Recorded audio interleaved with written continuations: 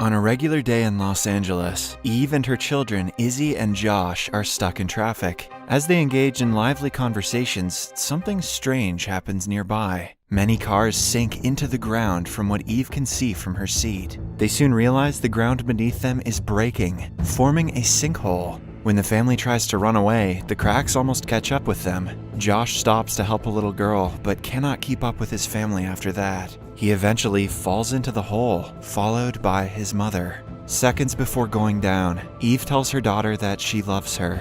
An aerial view of the city shows us an enormous hole in the middle of it. People go into a frenzy, and a state of emergency is declared. Somewhere else, Eve's husband Gavin is in a meeting with his employer. He is a former military pilot who left his job following a crash. It caused him to suffer mental trauma, which led to hallucinations and manic episodes. Gavin sees the news about the sinkhole and runs to the site to look for his family. Finally, seeing a familiar face, Izzy hugs him and cries in his arms. Gavin's heart drops upon finding out that his wife and son are no more. Suddenly, a flock of strange birds flies outside from the sinkhole and caw at the crowd before disappearing into the sky. Morbius, was that you? In the following scene, we see Eve waking up in a field. Confused, she looks around and notices a green light in the sky. She is near a stone with a bloodied handprint on it. Then, she remembers the flashes of Josh falling into the hole and starts looking for him.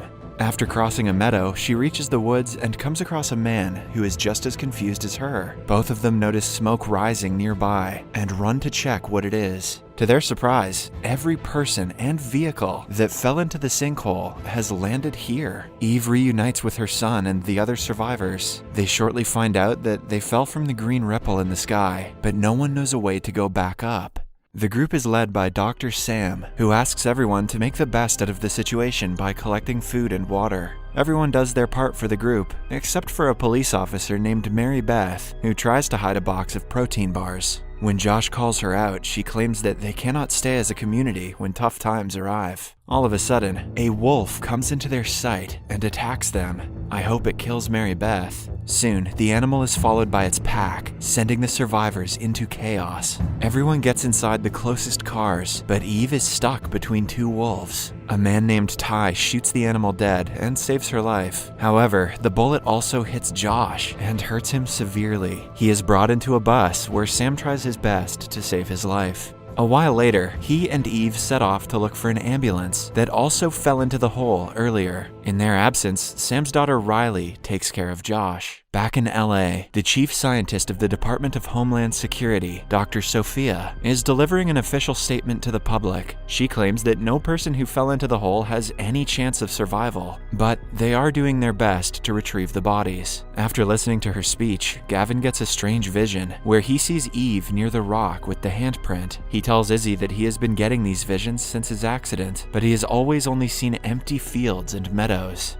This time, the vision is strange because he is seeing his family in the same place that has haunted him for so long. Meanwhile, Sophia's team sends a drone into the sinkhole, but as it gets closer to the green light, it stops sending signals. Outside, Gavin gets another vision and sees the crashed drone this time. His PTSD is giving him sinkhole vision. He tries telling Sophia about his visions, but she dismisses him as just another mourning family member. Not just her, but Izzy also thinks the same. Gavin realizes that his claims sound insane, but if there is a chance his wife and son are alive, he will do anything to save them. He rushes home and looks for pictures he and Eve took on a trip, because he remembers seeing the stone with the print in real life. To his surprise, he finds the picture and finds out the address where the stone is. Somewhere else, Eve and Sam are still looking for the ambulance when they find Ty about to commit the unthinkable. Eve stops him, insisting that he deserves to live no matter what he has been through. Ty joins them on the search because he saw the ambulance when he first landed. Back in LA, Gavin finds the rock and starts digging around it to look for more clues. Izzy thinks his father has gone insane until he finds Eve's ring on the ground that she used to wear around her neck. Then, Eve and the group finally find the ambulance in an empty field. She notices the Hollywood Hill sign on the vehicle and the hill in front of them.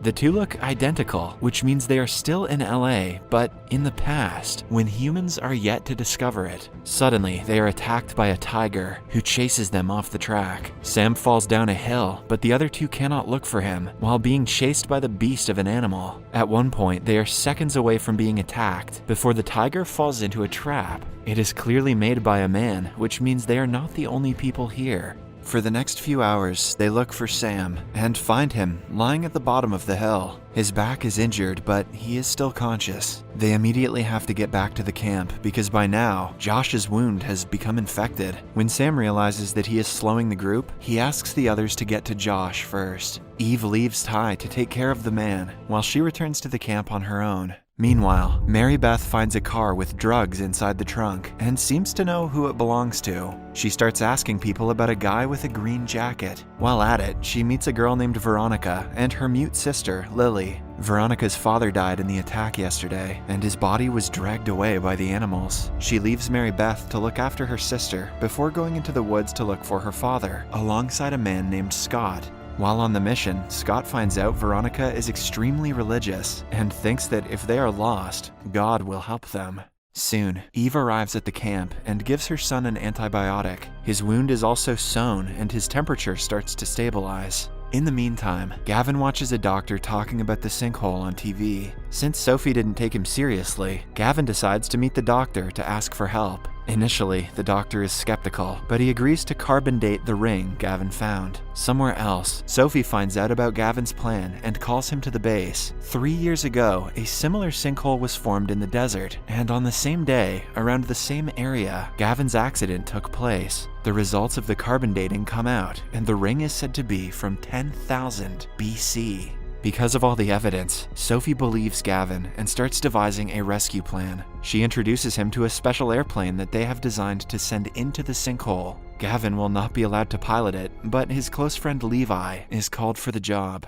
Back in 10,000 BC, Veronica and Scott come across a bunch of camels about to walk into a tar pit. Scott stops them and saves their lives. At the same time, they see Veronica's father's corpse in the middle of a palm symbol made of stones. In the woods, Sam and Ty meet a man named Lucas. When they reach the camp, we find out that Lucas is Mary Beth's son and a drug dealer. They are not on good terms, but Mary Beth is protective of him. Riley takes care of Sam and his back injury alongside Scott. They use the drugs they found in one of the cars as an anesthetic. When Scott returns, he tells everyone that they are in 10,000 BC. He is an anthropology graduate who knows that 8 camel remains were rescued from tar pits a month ago. Those were the same 8 camels he saved earlier. Yeah, that checks out and doesn't sound like bullshit at all. Lucas refuses to believe him and sets out on his own journey to look for a way out. Mary Beth follows him, and the two eventually reach a trap that was definitely made by a human. Meanwhile, Eve and Ty also set off to search for food, but while hunting, they come across a bear. It chases them into the cave, where their life is saved. However, the opening to the cave is blocked by stones, and they are stuck inside.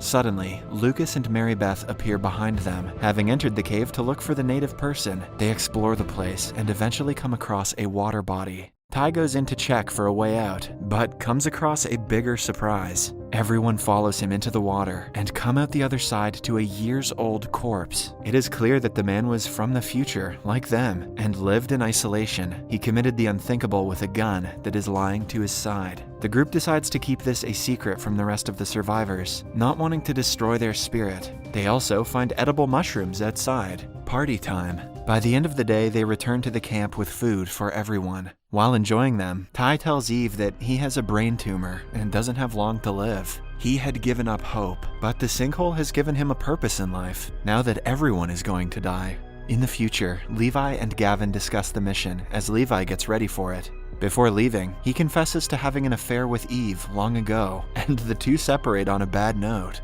"I'm off to save your daughter, by the way."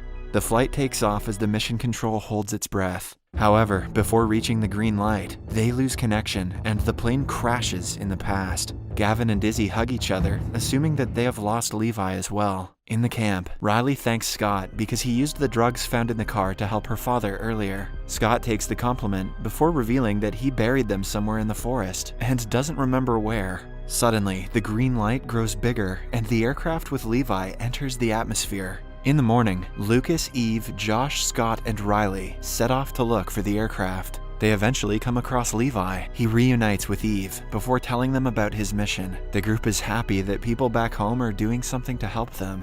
After that, the group looks for the crashed airplane that might still be functioning. After a few minutes of walking, they reach the crash site and find the plane with the radio and engine compressor broken. If they can find the right parts, Levi might be able to fix it, but it seems impossible to get the parts in this age. Instead, they collect food supplies that he brought, deciding to return to the camp. To their surprise, the airplane receives a signal from 3 miles away in the woods. It might be the only way for them to get out, so they decide to follow it. Meanwhile, in the camp, Lily is being pressured by her sister Veronica to refrain from talking to anyone. Frustrated, she runs to the woods and comes across something horrific. When everyone gathers around a while later, they discover the dead body of a man who is one of them. Lily knows what happens to him, but Veronica doesn't let her talk to anyone. Ty, who is also a psychiatrist, makes it his mission to help the little girl. Back in the present, LA is hit by an earthquake. It doesn't do much harm, but the cause is declared to be Levi's airplane crash. Because of this, any further rescue mission is halted.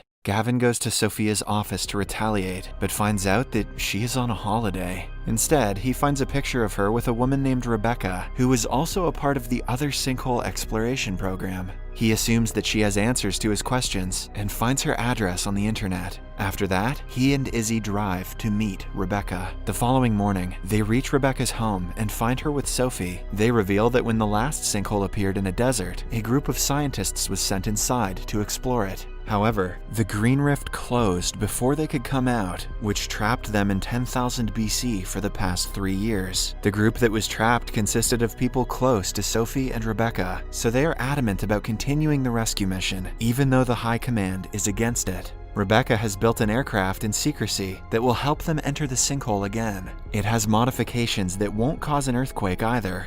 Damn, that's some good science. However, they will have to launch it in secret, and it will have to be piloted by Gavin. In the camp, Ty sits Lily down and asks her questions about what she saw yesterday. Veronica insists that she cannot speak, but Lily proves her wrong by saying that she saw an old man where the dead body was found. As she tells them this, the said old man is watching them from the woods. Somewhere else, Lucas finds out that his stash of drugs was hidden by Scott and follows him everywhere since the drugs were worth a lot. The group eventually reaches a fort-like place, clearly built by a civilization. Scott assumes that it is an indigenous civilization of the past. The place is also the location where the signal is coming from. They enter the fort and separate into groups of 2 to look for the source. Josh and Riley end up in a room with a secret door that leads them outside the fort. Meanwhile, Eve and Levi go to a strange building where a dead body lies inside of a palm-shaped mark made with stones. Levi reveals that his mission was also to find the scientists who disappeared 3 years ago, and the dead man is one of them. At the same time, Lucas and Scott get into an argument when Lucas finds out Scott lost his stash. Suddenly, they are attacked by a native of the fort who knocks them both out.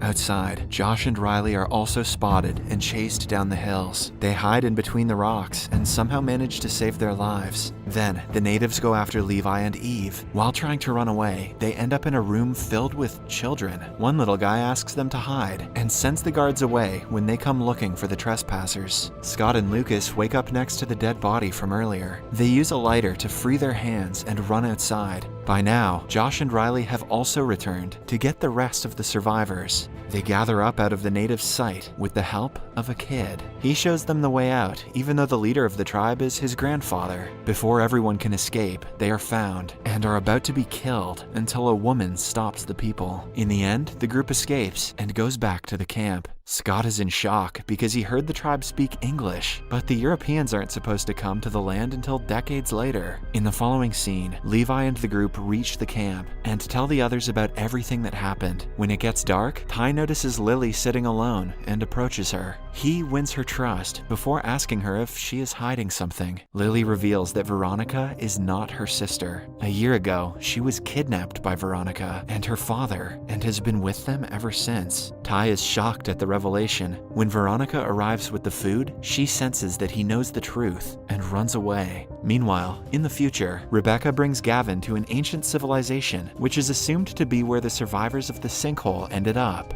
This is proven when they find an ancient letter from Eve, apologizing to Gavin for not believing his hallucinations. Gavin is also told that he has to pilot the plane into the sinkhole today, or else it will close the next evening, and the others will remain trapped in the past. Seriously, where is the science coming from in this show? There is a chance that he will never return, but Izzy allows him to go, regardless.